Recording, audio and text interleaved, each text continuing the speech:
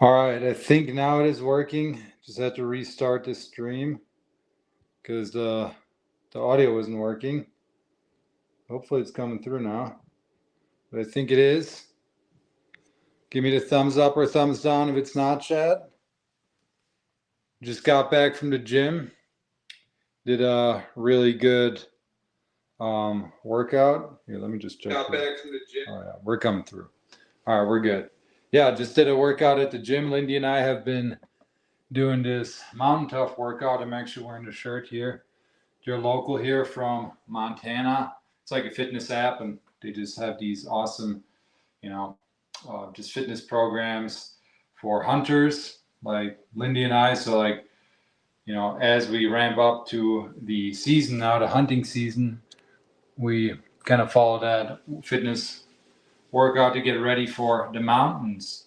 And speaking about mountains, we actually had a lot of, or just a really good weekend in the mountains foraging the last few days. We recorded 2 videos, which I'll hopefully have ready for you guys soon here. I'm falling behind a bit with editing. I think I have like 5 vlogs to edit, but we'll get there. Hoping to get the one with burn morels out here this week, which is going to be pretty exciting. But let's just make sure someone has comments that they're coming through. Today I'm gonna process some chanterelle mushrooms. Figured why not live stream it, And yeah. So what we're gonna do is we're gonna come over here, and sadly Lindy isn't here with me, so I gotta film myself trying to figure this out a bit. But we have some beautiful chanterelle mushrooms here, as you can see. In fact, we had like a whole crate full from this weekend, and I got some left. I already started dehydrating some, but for what's left here, I'm gonna try the dry saute method, which is a good kind of thing to do if you're trying to freeze mushrooms. Some mushrooms don't freeze super well. Chanterelles, there seems to be a lot of mixed opinions online about whether they if they actually freeze all that well. I haven't done it a ton. I usually just dehydrate them, and I actually have some in the dehydrator right now. Right there. I need to turn these back on. I turned these on in the morning. Looks like they're not quite ready yet. But what we're gonna do is dry saute these, and then I want to show you some of the other cool mushrooms we found this weekend. And Lindy's brother was here over the weekend, so we spent Saturday we spent more than half the day in the mountains just looking for mushrooms, and then Sunday we went after service berries and milkweed. But we didn't find any porcinis, unfortunately. Kind of a bummer. What I'm gonna do here, I'm just gonna get a pan ready, just a cast iron. Lindy made some beet stew, I believe. Oh yeah, that looks good. I can't wait for dinner. Can't wait for dinner. But while that heats up, I'm just gonna come over here again. I cut most of my chanterelles into similar sizes. Some of these I can probably still cut a bit. Let me just put that over there. It's kind of hard to film and everything at the same time, so we're gonna try, but I'm just kind of cutting them in half if they're too big. So I'm trying to get them all to like an equal size if I can. And this is really one of the most simplest ways to preserve chanterelles or get them ready for freezing. The reason we're gonna, again, dry saute these is because we need to pull all that water, or as much as possible, out of these mushrooms now before we freeze them. Because if you freeze mushrooms that have a lot of water in them, as the water freezes, they're gonna crystallize, and the water in the mushrooms is gonna crystallize. It's gonna break up those cell walls, and it's just not gonna be that nice when you go and thaw them. They're gonna be like really mushy, and that can still happen even if you dry saute them, but it definitely helps. So you definitely want your mushrooms to be at kind of room temperature, and then you just literally put them right in the pan with no fat, no water, no oil, nothing like that, because again, trying to pull that moisture out. So I have it at like a medium, medium here. I'm gonna just turn it down. I actually have it a bit too high. Turn it down a bit. So now, right here, we just got our chanterelles in the pan. I could have probably done a few less, honestly. This is pretty full. If you have a bigger pan for something like that, that'll work even better. And now we're just gonna let that cook real slow. So it's gonna take a little bit, but you definitely don't want to walk away from this. You want to at least stay in the kitchen and look at it closely and keep stirring them every once in a while. It also helps if you add a little bit of just salt to the mix. That salt again is gonna help draw out some more moisture. So I got some Redmond real salt here. Just gonna do like maybe 2 or a teaspoon and a half maybe. Just a bit to get more moisture out, you know. Let's see if I can kind of lower this camera so you guys can kind of see what's happening. That might be a bit better. Yeah, there we go. Move this stew out of the way. Now you can kind of see. So we're just gonna dry saute these. Give them a good stir.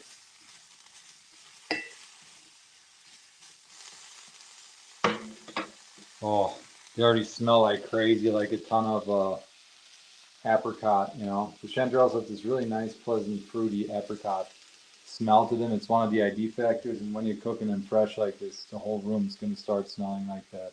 And they taste like that too. It's pretty cool.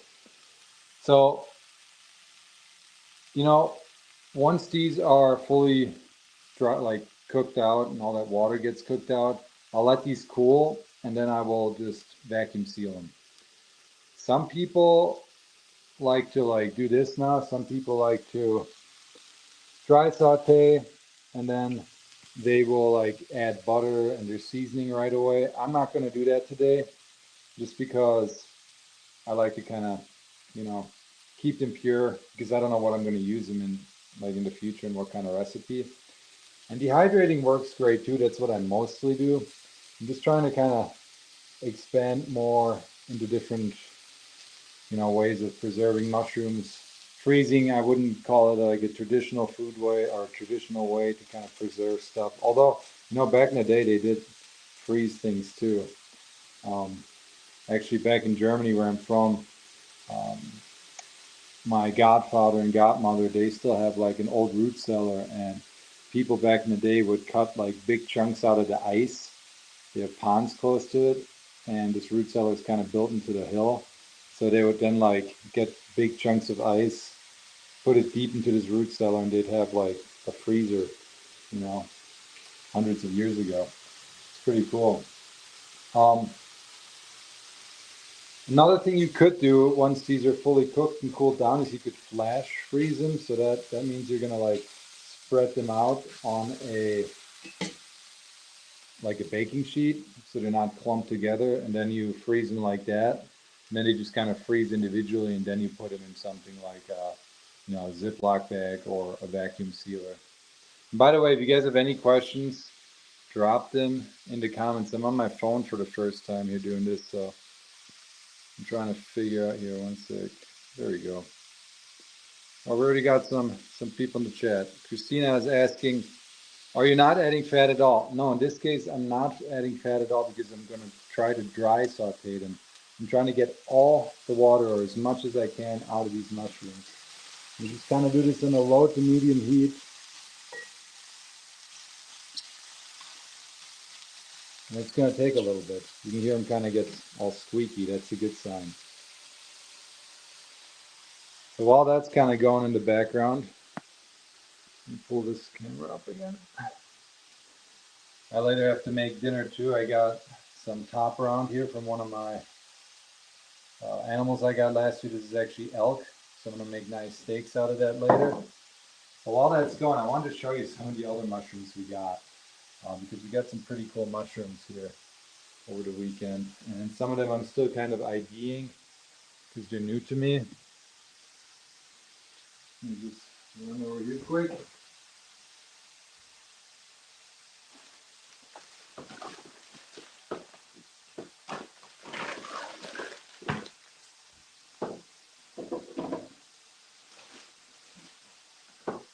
So this is by no means ideal. I usually don't like putting mushrooms in Ziploc bags in the fridge, although sometimes it's not a bad idea if you pay attention, but if you do it for too long, they can get all nasty. So usually I'll do like a paper bag. But check this mushroom out. This one is wild. Another question in the chat. When do you know when they're fully dehydrated? You just gotta kind of watch the chanterelles now. They'll shrivel up. You'll see water come out of them. Some mushrooms more than others. Like these chanterelles, honestly, were already kind of dry, which is somewhat uncommon depending on your area. Like I know out east, some of the chanterelles can hold a lot of water. We've had a really dry snap here in the mountains, and most of them are already pretty dry. But basically, here you can kind of see some of the water come out. One sec. So here, see some of that water coming out. I'm just gonna make sure I cook as much of that out as I can, and they'll turn a little brown too. Just keep it on the low, and then you'll kind of know when they're ready. It's kind of a bit of a guessing game a little bit too, because you're unlikely to get all the water out unless you're like dehydrating. But back to this mushroom. Look at this thing. This mushroom is crazy. Oh, it smells so good. So actually Lindy's brother found this one. And at first I thought it was like the hedgehogs I always get, because it looks like it from the top. Hedgehog mushrooms, definitely one to learn about if you haven't already. I'm hoping to get some vlogs filmed for that this year. And this is also like, it isn't the same genus. You can see it's got teeth. It doesn't have gills, it doesn't have pores, it's got teeth on the bottom. That's what the hedgehog mushrooms have too. But this one has a purple stem. Like if you saw this, you can't really tell in this small one, but if you see this in the woods, it's like, wow, that is crazy. It kind of looks brown on the camera here, but when I saw this, I'd never seen a mushroom like this. I've never seen this specific mushroom, but never like in this constellation. And like to me, this is a really rare mushroom species, because especially where I was up there, I'd never seen these. Took him home now, and we tried to ID it, and I think we have a good identification on it. So first of all, the coolest part about this is not just its look. These smell, and they smell incredible. They smell like anise and cinnamon, like the perfect Christmas spice blend, and it's very strong. So that alone was like, wow, I hope this is edible. And I don't know if they're edibility yet, so we're gonna look that up in a second here. But I wrote down the name. Let me pull it up here quick and make sure I pronounce it right. So Hytnellum suaveolens. I probably said that wrong, but Hytnellum suaveolens. And it's a Hytnellum species, which the hedgehogs are too. As far as I understand, at least for hedgehogs, all are edible. But let's look up for this one quick, if what people say online, because I didn't actually look into the edibility yet. I did read quickly that people use them for dyeing, which I could totally see with this purple stem. I'm not talking like dyeing as in death, dyeing as in dyeing fabrics or something like that. But all right, Hytnellum suaveolens. Let's see what mushroomexpert.com says about them. Maybe Michael Kuo, he usually is a great source for all things mushroom knowledge. He does say here the odor can be weak or almost undetectable. In my case, it's very strong. West Coast Hytnellum. Okay, no, that's a different one.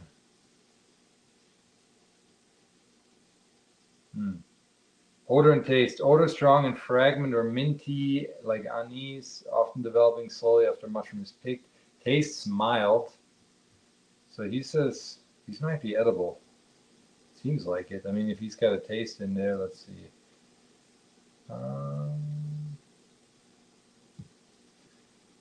Doesn't look like there's a lot of articles on these actually. This article says edibility unknown. So if you've heard about these, like drop in the chat, let me know. If you got any other questions, I'm willing to answer them here as best I can. Our chanterelle is starting to look a little better. Slowly cooking that water out. Let's look back here quick. Here's another article. I should have probably looked in my mushroom book too. So in the Montana Field Guide, they call them sweet-smelling hiddenellum. I can see why they say that.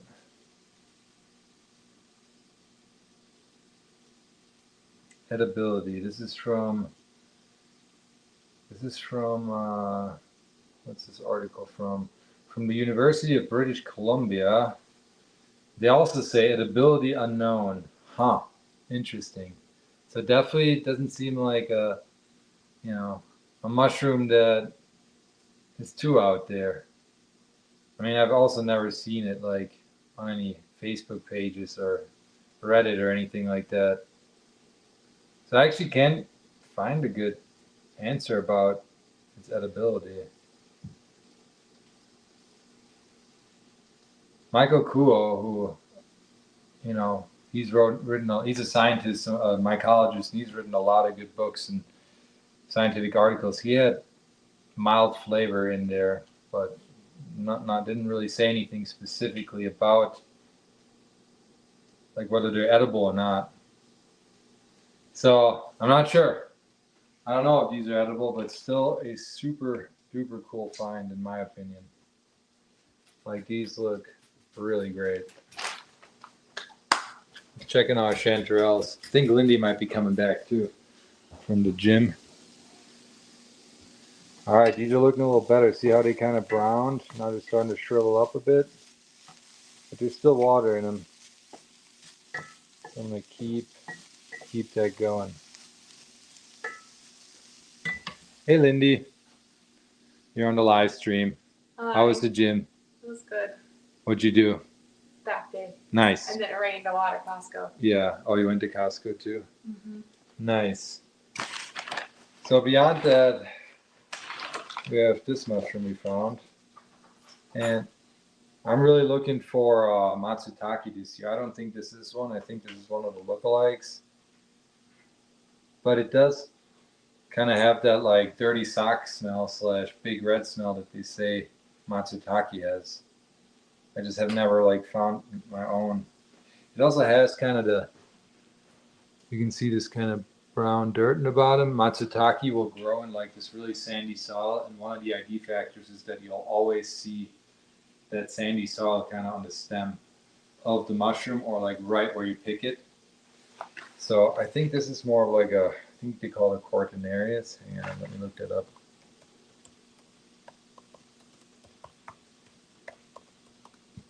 Let's see, Cortinarius. It's a genus of fungi that I don't know if they actually have any edible ones. These are pretty new to me as well. Pretty sure that's what this is. If you do know, let me show it to you. Drop it in the chat or later in the comments. There was only a single mushroom, so not 100% sure. I'll wash my hands real quick.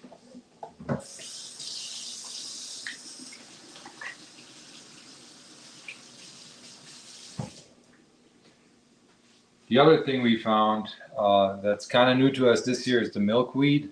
So I've done a podcast with Clay Bowers on milkweed a few years back, and since then I have been watching them and learning more about them, but we haven't really, out here at least, gone out and eaten them. And out here in the West we have, I believe it's less milkweed species than out east. It's kind of more rare to have the common milkweed here that you'll find in like Wisconsin or in other parts of the U.S. What we do have here is the showy milkweed, and that is supposedly also going to like one of those edible ones. And I'm pretty sure that's what I got, but when we harvested these yesterday, most of the flowers were already gone. I have a spot picked out where I confidently ID'd it as showing milkweed, but it's like an hour away, so we didn't go there yesterday. Yesterday we were just kind of like hopping along country roads trying to find them. Let me get those out quick.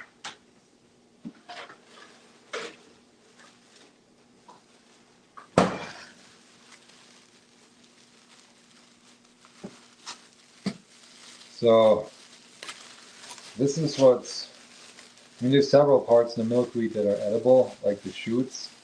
The issue is just when they're in their shoot stage, like just growing out in the ground in the spring, they look very similar to dog bane, which is like a toxic lookalike. My bees are starting to look a lot better, guys. I don't see a ton of water coming out. I'm gonna wait a little longer and kind of wait for that squeaky noise. That usually tells you that there's, most of the water's gone. But back to the milkweed. And don't forget, drop your questions in the chat if you have them. These are the milkweed pods. Kind of looks like okra, right? So at a certain size, these are supposed to be edible and good. There's some mixed information out there about their edibility. There's also a lot of discussion out there. It's definitely one that I wouldn't recommend people eat a ton of. And of course, always, make sure you ID any wild food 100% confidently before you actually go out and eat them. But I have read some things about them having some compounds in them that can cause gastrointestinal upset and distress. You definitely also don't want to eat these raw. I did put some of the seeds in here in my mouth and just started chewing on them raw just to see what they tasted like and spit them back out. And they tasted pretty good. So this is kind of what the pod looks like in the inside. And this here, this milkweed, this inside stuff is supposed to be really tasty. You can also like pickle these when they're in their smaller form, from what I've been researching. So I kind of want to try that because it definitely gives me those okra vibes. What size am I looking for milkweed? I think you want to get them like under 5 inches or so. Definitely while the inside still looks nice and white. Once these turn brown, you don't want to eat them anymore. But let me get my books here real quick. I actually brought some. I wanted to check this. Just can't get too sucked into the foraging books, They can happen pretty quick. Gotta keep watching these. I'll just turn this maybe down a little bit. So I like to usually go to Sam Thayer's field guide here. We got another question. Can I eat the inside piece raw? No, you don't want to eat any of the milkweed raw. And even milkweed cooked, you should start with small amounts and kind of see how you feel with it. But let's see what Sam Thayer, the goat, says. W in the chat for Sam Thayer. Yeah, he's definitely one of my favorite foraging authors, and I've learned so much from him and his books. Let's see where this page is. And I'll probably, I should have done it before, but after this is done, I'll drop my foraging book blog in the description so you can check out like which books I like to read for foraging. Okay, where are the milkweeds? The only thing about this book is I wish it were, like, he has a pretty cool layout for the plants, but I wish he also had it different still, so you could just quickly find them by page number. But I remember that it's on this last page. Let's see, primrose, mouse.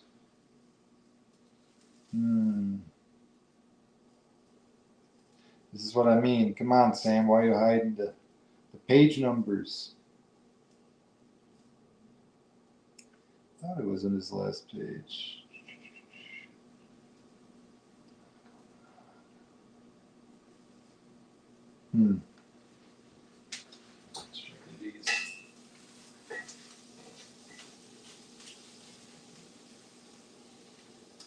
Oh man.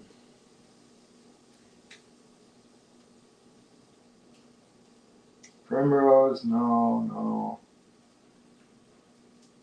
I feel like I've just like glanced over it several times already.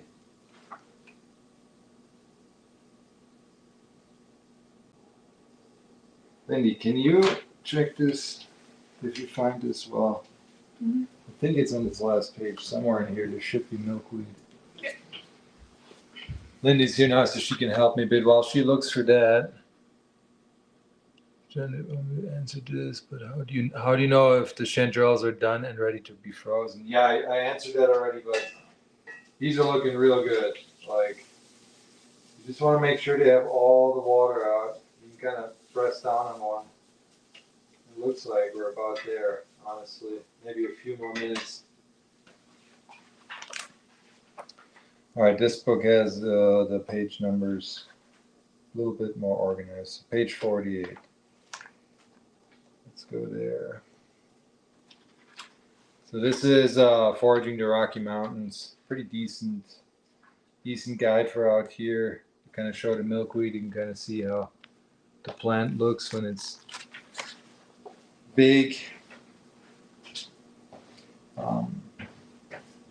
Yeah, so she says you found it? Yeah, it was in the back. Oh, okay, cool. Thanks. We'll go over sanitaries in a bit. She says do not consume the raw sap. So the raw sap of the milkweed is kind of this white latexy color and just kind of like this milky looking thing, hence the name milkweed. So milk sap in all parts of the plant is toxic raw but perfectly safe when cooked. Many sources warn not to consume brown seeds. Seeds and seed pods are edible cooked when young, but older brown seeds are reported to be toxic. Avoid getting the sap in your eyes, so that's good to know. Guys, I think this is ready. Let me bring over the camera quick. Show you what this looks like here. See how there's like, and there's no more really water coming out if I squeeze them maybe a little bit. Some of the bigger ones. And they've kind of browned a bit. But that's what you're looking for.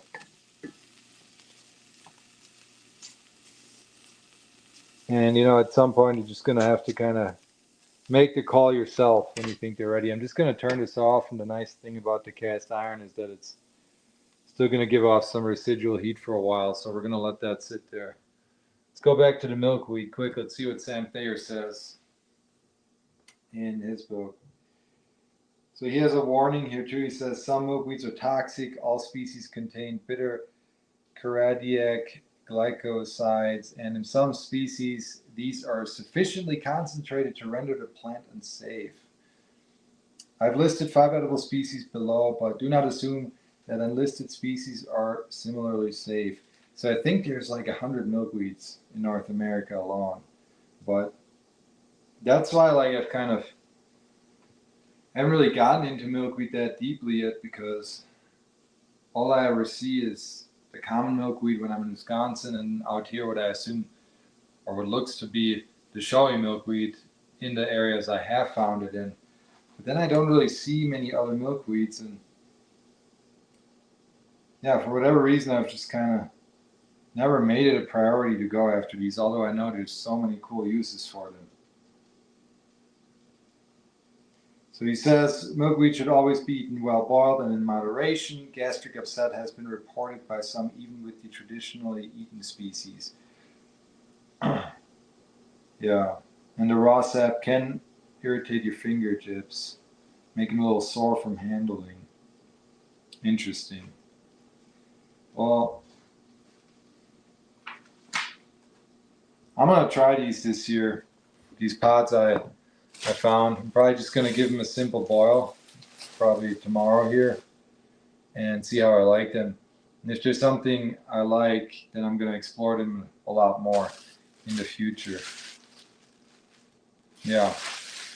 I think in this book I saw a pretty cool little call out for a recipe.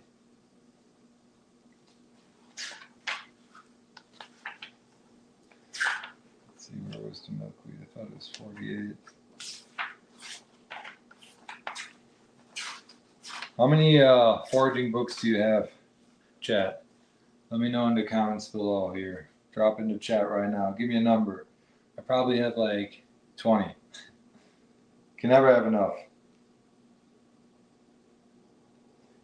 Let's see. Weeds. Oh wait, this is a different book.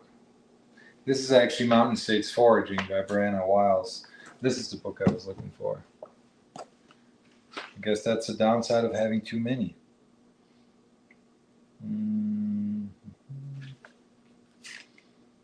Milkweed. It's just crazy how many edible species there are out there in the first place. Okay, 48. That's what this was. Oh, it was in a different book though. Okay. So she says here, boiled young seed pods. Pay attention to a local stand of milkweed. When the seed pods start to appear, that is the right time to harvest them. Do not harvest when the seeds are brown. You already know that. Place seed pods in a large pot of boiling water. Boil for 20 minutes. Remove from pot and toss with fresh herbs, olive oil or butter, and a pinch of sea salt. Yeah. So she's doing the entire seed pod here. You can also eat the flowers. She's got a recipe for stir-fry milkweed flowers. That'd be fun to try out. Those, I mean, some places milkweed will grow in huge abundance, especially out in Wisconsin. The common milkweed there that I used to just watch when I was living out there, there were giant, like just fields of it. Now, I know there's some concerns about milkweed, and it's a very important pollinator species, so you definitely don't want to like destroy it. There's a lot of people, I think, that have it in their backyard and they spray it to death. So I would encourage it, especially since it could be a food source for you. There was one question. Do you cook the mushrooms again after you thaw them? I assume that has to do with the chanterelles here. I mean, depends on you, I guess. It also depends on how long you cook them here, but I would. I mean, you're going to heat them up anyway. Also, this is more just like a plain like way to freeze them. You know, we just have salt on these now to draw some water out. And that's intentional so that you can then incorporate them in whatever recipe you want. You know, if you want to do some Asian stir fry with them, I mean, that wouldn't work too well if you now already added like oregano and thyme and all these, you know, Italian spices or whatnot. But yeah. You guys got any more questions? Let me know in the chat. Let's see what we got here. My bees like it a lot. I think she's talking about the milkweed. Yeah, I would hope so. Milkweed honey, that would be kind of cool. If you had bees like next to a field of milkweed, I'd be curious to see how that tastes. So I think our chanterelles are good to go. We'll just let these cool down now. And then, like I said, I'm just going to vacuum seal these. And then when they are when they're ready, we'll just take them out and cook them up however we want. So one more thing I wanted to show you outside here quick.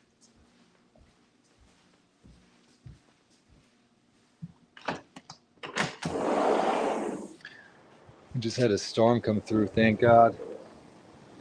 We really need it with all the dry spell we've been having, especially for those mushrooms. I'm always praying for rain at this time of the year out here in Montana. So check this out. So my buddy Joe gave me a mushroom bucket, and you can see here there's actually a little mushroom growing. So this is an oyster spawn, and I never tried like something homemade like this, but it's already fruited. The issue with us here is that we're on a southern patio, and we get a lot of sunlight, and I don't really have a good shady spot. But all I've been doing is like, oh, these need a little water actually. All I've been doing is trying to keep this semi-moist, but yeah, the last few weeks, last few days, it's been so hot, this kind of dried up. If you look, see all that white stuff? That's, and there's a little mold. I want to get rid of that. But this white stuff, that's all the mushroom mycelium. That's what's underground when you're picking your mushrooms in the woods, and that's what sends out the fruiting bodies. And here we already have a small oyster growing. It looks like it's starting to dry out. So I need to get this a little wet. And then I'm just gonna, I need to build a little, honestly, a little like shade barrier I've been kind of keeping them under this chair I'm sitting in, and I don't know if it's working too well because they should have already fruited. I still have hopes though. Seeing these little mushrooms on there now makes me think that these might still get going, which would be pretty cool if we just could get a bunch of oysters. He said I think they're blue oysters. I think it's more of like a commercial mushroom strain. Potentially. How long do the chanterelles keep in the freezer? I would probably leave them there for like a year max. Same with kind of dehydrating. But I honestly have never done like a long-term experiment. I would say a year is probably a good guess. If I could give a suggestion, that's what I would go with.